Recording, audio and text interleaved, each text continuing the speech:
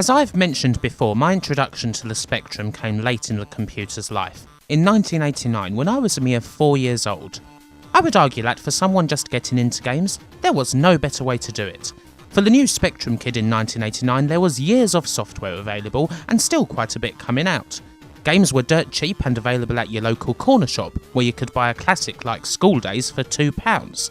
As a treat, you may go to the local Woolworths or Proper Games shop and buy a full price game, and even that would be about a tenner. But best of all were the cover tapes. There were 3 Speccy magazines available, all costing round about £2 a pop, and all of which came with a cover tape full to bursting with games. 4 games, 7 games, 8 games, 10 games, 12 games! It was glorious, and I could usually coax my parents into buying all 3 of the mags in a month. Of course, what my brain couldn't quite figure out is that back in those days, well, there was a war going on. A definite reason why these magazines were putting out these stacked cover tapes month after month. A tooth and nail fight to the death. This is the story of that. Now first off, you obviously need an introduction to the mags themselves. There had been plenty of Speccy focused mags over the years, but by the end of the 1980s there were basically 3 dedicated ones that mattered. The first one, and probably the least remembered of them, was Sinclair User, which was actually the first Spectrum magazine full stop, with the first issue printed in April of 1982. Naturally, the magazine had started out as a more serious affair, filled with serious programs for serious people because the Spectrum was, after all, a serious computer. Games were something of an afterthought. This started to change in 1986 when a man named David Kelly took over the editor's role and shifted the focus of the magazine much more towards games, seeing as by then games were really all that the computer was good for. Sinclair User could be regarded as something of a generic magazine. It lacked the big characters and definite style of the other 2 mags, but it was still an okay enough read in the end. The magazine was published by the East Midland Allied Press, or EMAP for short. Unlike some publishing houses, there's not a lot more to say beyond that about them. They're still around today, although they don't publish anything games related. The second mag to come in this timeline is perhaps the best remembered of them all, Crash. Starting out in 1983 as a mail order catalogue, it soon rebranded to a magazine, one that was very much focused on games from the beginning, under the stewardship of Oliver and Franco, the Frey brothers, and Roger Keane. Crash was famed for its sense of humour, its very definite style, generally having solid and in-depth reviews of games, and perhaps more than anything else for its amazing cover art. Occasionally, a publishing house would at times scrap box art that they'd planned to use for a game, and end up using something that Crash had knocked up for their cover instead. In general, everything about Crash stood out on the shelf, particularly when compared to their bitter rivals, Sinclair User. There was a definite friction between the mags, manifesting occasionally in flat-out attacks such as Crash's Unclear User parody, which resulted in a lengthy lawsuit. For this and many other reasons, Crash is a phenomenally well-regarded magazine today. Just a damn good read, one of the best of the heyday of British games journalism. Crash was published by Newsfield, who also published the similar and also much loved Zap for the Commodore 64.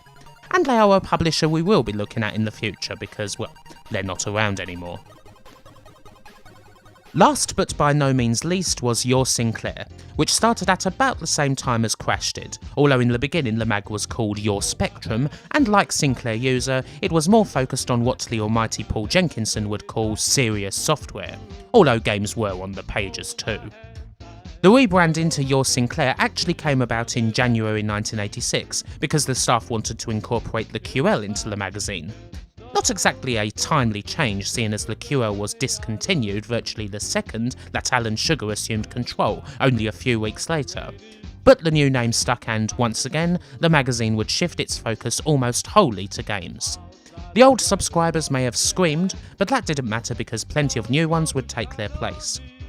Your Sinclair also had a very definite style, perhaps more irreverent and kooky than the other mags, famed for their hand-drawn maps of games and what have you. In many ways though, the magazine is just as well remembered as Crash is. Both had their own sense of humour, although YS's was more obvious, inspired in part by comics like Viz. Your Sinclair's publisher was Future, a name you probably know well as they are still around today. Indeed, they've published most of the UK's games magazines for years, the undoubted leader in the field. All three of these magazines stood out from each other in many ways, and naturally there would be a lot to say if we were focusing wholly on the mags themselves and not just one thing. Generally speaking, if you were looking for a good read, then either Crash or Your Sinclair were your best bets. Both of them are undoubtedly two of the greatest and most influential mags in the history of British games journalism. I don't wish to knock Sinclair User too much, it certainly had its merits, but it wasn't on that glorious level. Still, that's if you even bothered to read the mag beyond the pages at the start telling you what was on the cover tape that month. Hell, maybe you've just ripped the tape off the front immediately, not opening it up, not even caring about the value-shredding damage you've just done to the front cover, and stuck it in your Spectrum, eager to play something. Anything. Let's get into them already. Now, cover tapes weren't on the magazines from the beginning by any means. For the first few years, these mags largely went about their business without any cover tapes at all, aside from the odd one here and there. If we look overseas though, we can see that the first Speccy mag that offered a monthly cover tape was Spanish. Micro Hobby were doing it as early as 1985. It should be noted that for Spanish Speccy owners, Micro Hobby occupies the same place in the pantheon as Crash and YS do, a beloved and cherished mag. The first dedicated and British Speccy mag to do it was Your Sinclair, from the start of 1988 onwards. There had been cover tapes on the mag before, but from that point on they would be a regular feature every month. It wouldn't be too long before the other mags followed suit. Even now though, the first cover tapes are nothing like what they became. Indeed, plenty of them would only feature one game, although it would often be something special that you couldn't get anywhere else. YS's first regular cover tape, or smash tape as the mag called them, is a good example. The game is Blind Panic, made by Martech, and released in full on the tape, not into stores. Martech weren't an up-and-coming developer, they'd made quite a few games, but there was an allure to getting the game published on the cover tape. In the main it was quick and easy, with a decent enough flat fee, and a guaranteed whole bunch of people who are going to play the game. You can't exactly do much with the game after giving it away to the magazines, but hey-ho, as one company will certainly show later on, the cover tape was not a bad idea in a pinch.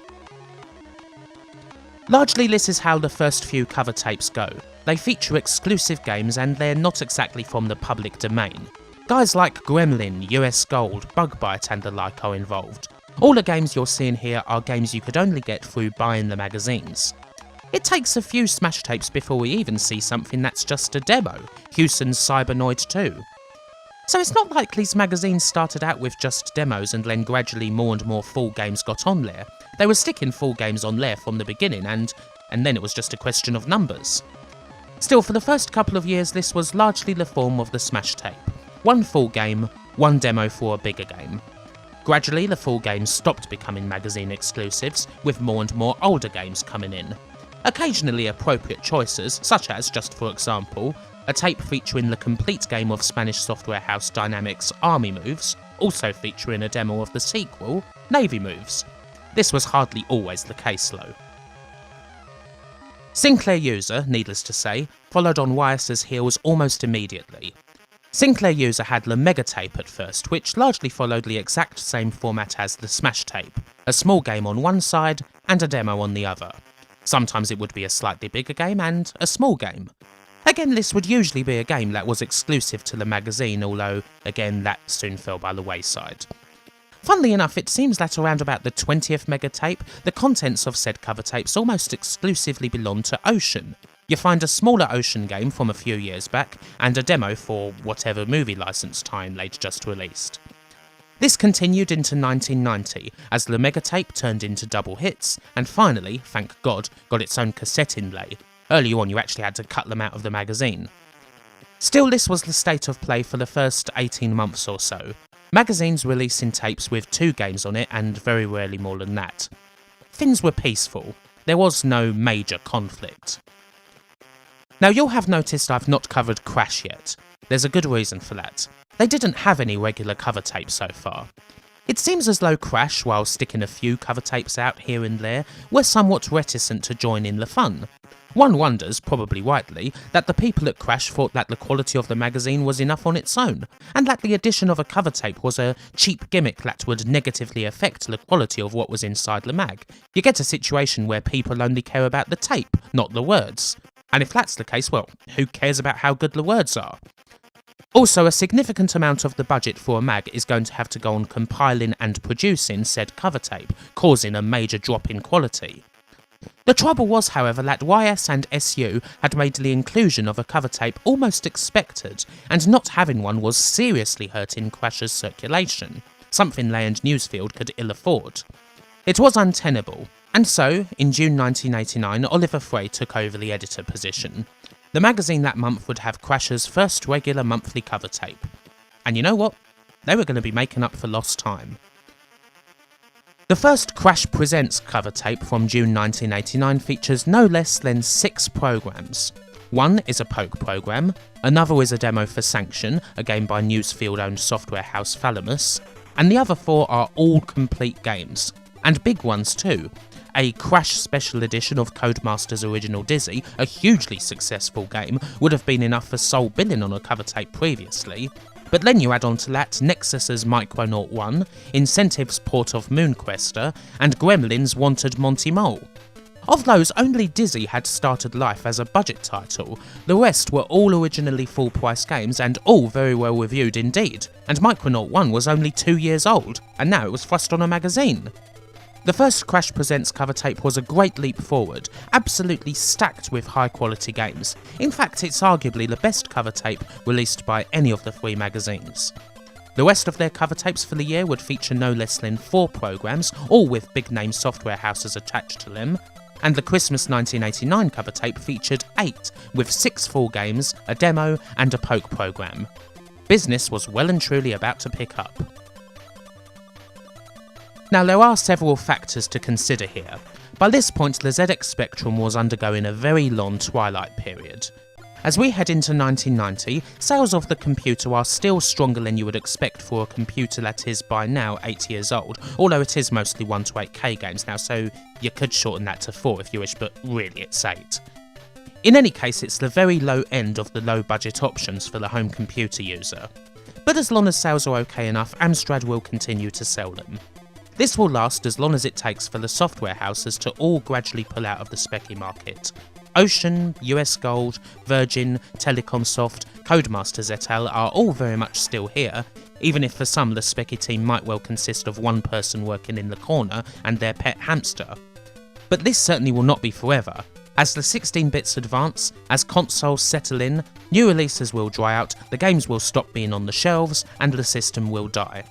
Software houses are spending as little on the old computers as they can. It's pretty common by now for a tape to feature, say, the Spectrum version of a game on one side and the Amstrad CPC version of a game on the other, thus greatly decreasing the amount of tapes you need to duplicate by not creating 2 separate tapes for 2 different versions. In this climate, the magazines had to do everything they could to get noticed, because gradually there was less and less to actually talk about. It was a slow process, but it's not like there was going to be a new Spectrum or anything. Once the current models, the Plus 2B and the Plus 3 had gone, that was it. The amount of new games available to review each month was only ever going to get smaller. And so one of the ways to combat this was looking back to the past, with the cover tape. Old titles from the past were resurrected and chucked onto them, competing with the demos and the PD titles. And whether the cover tapes were a gimmick or not, all of the magazines had to do them as much as they could before the clock reached midnight. Crash, for their part, are pretty ballsy about their cover tapes, proclaiming that unlike some magazines, their cover tapes actually contain games that are worth loading. In 1990, YS and SU looked to be far behind Crash in terms of cover tapes. The Crash Presents cover tapes have sorted out the magazine's circulation problems, at least for now. Not much has changed. They've stuck with 4 games for most of 1990, but that's still double the competitors. It seems to be ages, over a year in fact, before the other magazines deliver an appropriate response. Finally, in October of 1990, Your Sinclair introduces the 4-pack, with a tape including a demo of Super Off-Road and Speccy Classics Feud, Rebel and Tausetti. Not to be outdone, Sinclair User released the first 6 of the best in November of 1990, a monstrous package that actually consists of 6 full games and a demo. The games even include 2 US Gold arcade conversions, Solomon's Key and Rygar. The next Sinclair User pulls the same trick, with Crystal Castles and Cosmopolis Galavan heading the bill, not to mention demos for the TMHT arcade game and Pan.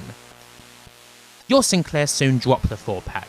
At the start of 1991, it's replaced by the 6-pack, which in turn is immediately replaced by the Magnificent 7 in April of 1991. But is that enough? Hell, in March 1991, Sinclair User got rid of 6 of the best and replaced it with the Great 8. In May, they released a 10-pack on the cover. In June, they released a 12-pack. 12! A ludicrously stacked package, and with some good games too. The likes of Highway Encounter, Revolution and Ceasefire are on it. Crash, for their part, well, they're a little fearful of getting involved, short of a staggering January 1991 effort when they stuck 2 tapes on the magazine and packed 11 programs into them. Still not enough to beat this single ridiculous Sinclair User tape though. How much did the Sinclair User 12-pack issue cost? £1.85. Same as it cost the month before that. And the month before that. The inclusion of such a staggering amount of games didn't warrant a special price raise or anything. It was just about beating all the others for quantity. Was this enough? No. Sinclair User upped the ante further with a double tape issue of their own, their usual Great 8, plus the Enigma tape magazine they were pushing at the time, which left another side that could be filled with even more software. There are a total of 15 programs on these tapes. This does warrant a one-off upping of the price by a third to a then astronomical £2.75. Crash respond with back-to-back double tapes in June and July, constituting, well, a ludicrous amount of programs to be honest. It's pretty much the magazine's last act as a Newsfield publication, as Newsfield liquidated in September of '91. Crash survives as a Europress publication. And finally after that, things do sort of stabilise. Sinclair User stick with 8, Your Sinclair are on 7, and Crash are at around 6. Although sadly for them it won't matter for all that much longer. In the middle of 1992, Europress sell the magazine to EMAP, who immediately kill it by incorporating it into Sinclair User. I've kind of stopped mentioning a whole lot of the actual content of these cover tapes, because after a time it barely mattered. What mattered to these people were the numbers, looking like you had more than the other guy. They were usually inflated a little, or a lot in some cases. All these tapes would have some sort of poke program on it, essentially a tips loader, which would be added to the number. That almighty SU 12-pack? Well, that consisted of 8 games, only one of which is a demo to be fair, a poke program, a tips program, a tape magazine, and a simple word processor. So as far as games go, it's just another Great 8. There were various ways to bump the numbers up. Some of the programs would just be a selection of songs or shoddy utilities. Or hell, just shoddy games. Bad PD stuff, low-rent text adventures and the like. And all the while the magazines themselves were getting smaller and smaller. All the magazines usually had some baity line about how the games on their cover tapes were worth the bother of loading, so you should buy ours and certainly not theirs. But it was variable from month to month. Some were good, a lot were crap. Quality was not exactly the aim here. It's all about the numbers, baby. Bigger is better and all of that. Not to say that there was ever a cover tape that was filled with 8 games that are on the same level as Squidge, or even close to that, but one does get the feeling that having only good games wasn't always the aim of those who compiled these things. Now that's a good question to ask. Those are the events of the cover tape war, generally. But what did all of it actually mean for people? Let's have a look-see. Firstly, for the customer themselves. Well, for the most part, it was pretty great. Generally, there would be at least something that was worthwhile on a cover tape, even if most of the stuff on one could potentially be crap. And sometimes there'd be a pretty damn good amount of good stuff on one. In the end, for the cost of a magazine which was less than even the budgetiest of budget games, you would get a whole bunch of full games, and some of them would be really damn good. As I said, for a young 'un like me, who was getting into the Speccy late on, it was glorious. Of course, there weren't all that many of us. For the folks who represented games, that being Elspur, it was a bloody nightmare.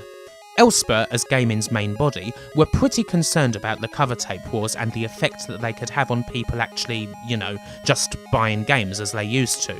Isn't it unfair competition if a magazine's throwing 5 games that used to be full price out there for £1.85 every month? Who's going to buy a game for $6.95 or even $2.99 if they can just do that? If they can buy the mags and get a crap ton of games every month? Ultimately, it was probably Elsper who put a bit of a kibosh on the cover tape wars, leaning on the mags in order to make sure that the cover tapes included a fair mix of demos and PD titles alongside the old games, which is probably understandable, as they could get quite ridiculous. For the magazines? Well, the actual magazines probably suffered the most.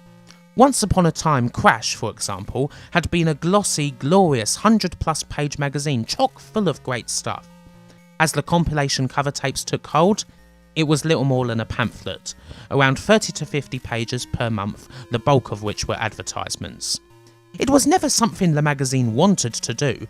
Roger Keane, one of the main men behind Crash for its whole existence, has gone on record to say that the cover tape wars were utterly awful, that most everyone at Crash, from the bosses and editors down, found them dispiriting, and that they ruined the magazines in every way. From having to cut the magazines so hard in order to fund tape production, to the complete ruination of Crash's distinctive front covers through the need to shove a tape or two on the front of them every month. They hated doing this to the magazine they loved and worked on for so many years. But it was necessary in order for the magazine, and indeed Newsfield as a whole, to do in order to try and survive. Ultimately, the page count soon started dropping for SU and YS2, as less and less time, money and manpower was being devoted to the magazines. The monthly budgets decreased to virtually nothing, yet you can't skimp on tape production, and so pages get cut. Amstrad discontinues the Spectrum entirely in 1992, meaning that the end is almost at hand. By the time Your Sinclair, the last of the magazines to leave, reached its 93rd and final issue in September of '93, the magazine had just 2 permanent members of staff dedicated to it. The final special issue consisted of 68 pages, which, to be fair, was close to double the size of the second to last issue, which weighed in at 36. Coincidentally, that's the same number of pages as Sinclair User's 134th and final issue, which had hit the shelves in April. The clock had reached midnight. And what about the people making the games? Well, for them it was a mixed bag. It sort of depended. For a young coder, it was a good way to get something out there.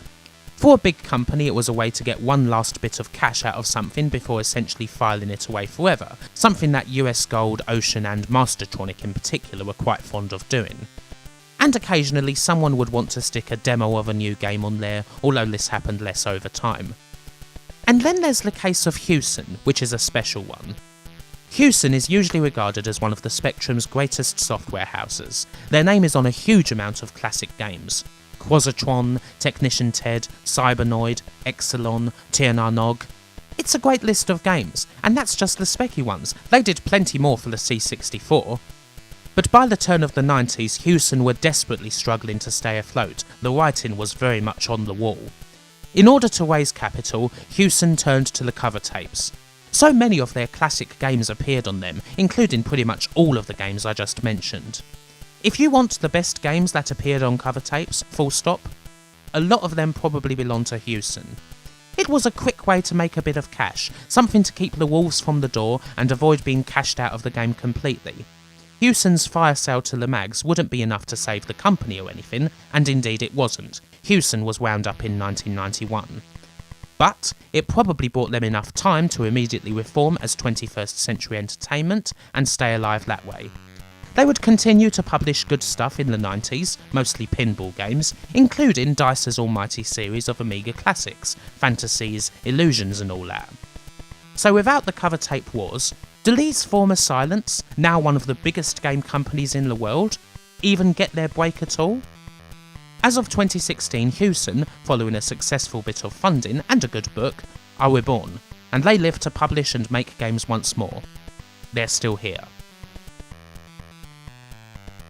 Now I think, as a way to put a neat ribbon on this video, it'd be nice to actually give time to some of the cover tape only games that I really enjoyed and still enjoy now. Given that they were always just one game of many on a tape, released very late in the Speccy's life, most of them are quite obscure, so it would be good to give some of them a bit of time in the sun. A cover tape game retrospective is quite simply incomplete without Mark Crane's Batty from 1987. This belter of a game was so good, Elite, the folks who sold it to your Sinclair in the first place, eventually reissued it in a compilation. Batty is basically an Arkanoid clone. There may be lots of those around, but Batty is such a brilliant, free-flowing Arkanoid clone that it not only far outstrips every other clone on the Spectrum, but also Ocean's perfectly good licensed port of Arkanoid. It's an absolutely fantastic game, in other words, the definitive version of a classic on the Spectrum, and it was free. There's a reason why Batty was chosen for the special Retro Gamer 2004 cover tape. It is usually regarded as being, by some distance, the best cover tape exclusive game in Spectrum history, and I can't argue with that. The story of the Bobby Yaz show is an odd one. Originally, this was going to be a regular full-price game to be released by Destiny Software in 1988. It was even reviewed, very well, by magazines at the time. But then Destiny Software went bust just before the game was released, and it never came out. Eventually the game resurfaced and appeared on a Crash cover tape in 1991. It's a shame really, because the game is good. It's a little puzzler where you have to colour blocks in mazes, find your way to the finish, stuff like that. And it comes with some rather fun presentation too, with Bobby Yaz ever present as the smarmy host of this odd, futuristic game show. There's even adverts in it. A fine game that definitely had the polish of a proper release, and one that would have certainly done okay on the shelves, if it ever had the chance to come out. Specimen is an odd one. Released by Remsoft on a Crash tape in 1990, it's an adventure where your little alien picks up a bunch of stuff and can make up elevators to get around. It's a nice little game, one that I used to dig back in the day. Certainly not the best remembered cover tape game by any stretch, but well worth firing up. Just like this one, Non Compos Mentis, which appeared on a YS tape in 91. This is a puzzle game where you use differently shaped blocks to fill up a grid. Not exactly a looker, and it might look pretty straightforward on the outside. It's anything but. A dangerously addictive game. Another one I used to like was Ceasefire. This side-scrolling adventure-action title where you control a spy behind enemy lines, again, has all the trappings of a full-release game, but it only ever appeared on an SU cover tape. It's sort of like Grange Hill, only harder and probably better in all honesty. Oh, and there's more guns in it. Occasionally you would find the work of a genius on one of these tapes. Such is the case with my personal favourite cover tape game, 1988's Hyperactive. This appeared on a Sinclair User tape, and is the work of none other than Jonathan Joffer Smith. You know, that guy who also did Green Beret, Hypersports and Cobra, amongst many others. It's a brilliant, multifaceted, Defender-esque shooter with lots to do, saving precious orbs, taking down dragons, or just blasting a ton of enemies. The presentation is filled with those little, unmistakable Joffer touches, and it's brilliant technically with smooth scrolling you didn't always see on the computer. A fantastic game that could have easily been a proper release, and is well worth seeking out. We should probably also mention a couple of little promotional minigames that Codemasters did as a way to hype their next big games. Dizzy 3.5, for example, is a small adventure where the glorious egg rolls around the Yoke Folks village, doing the odd puzzle here and there. Quick and straightforward, and it hypes up the next Dizzy game, which would have been Magic Land Dizzy. Seymour Take 1 is another kettle of fish. This was meant to introduce Cody's next big mascot, Seymour, and his upcoming game Seymour Goes to Hollywood. Seymour was supposed to be a Dizzy beater, a Dizzy with attitude. Alas, he was more of a poochie and he never caught on, but it was still an interesting enough hype vehicle. Finally, it's important to end on something like Egghead to the Rescue, the second in a series of perfectly decent Speccy-style platform games. You know, the sorts where you do pinpoint jumps, go around a bunch of rooms collecting things and stuff like that. The Egghead series, which would mostly appear on Crash's tapes, was very well received, as they should be because they're fine games. Anyway, they're the work of a young man named Jonathan Caldwell. He may have been late to the big party that saw school kids become rich, but he was a bedroom coder and he took his games to Newsfield. Fast forward 25 years later, and Jonathan Caldwell is still making games for the ZX Spectrum now, as are many others who have been making games since the system's official end in the early 90s. The Spectrum remains easily one of the most active game dev communities out there for an old system, and has been so since 1992. And a lot of these people got their start through all of these cover tapes as the big magazines hunted around for software in the system's winter years. If there is one important thing to take from all of this, for many the cover tape wars represented the computer's long, drawn-out end. But for some people, it was just the beginning. Bye for now.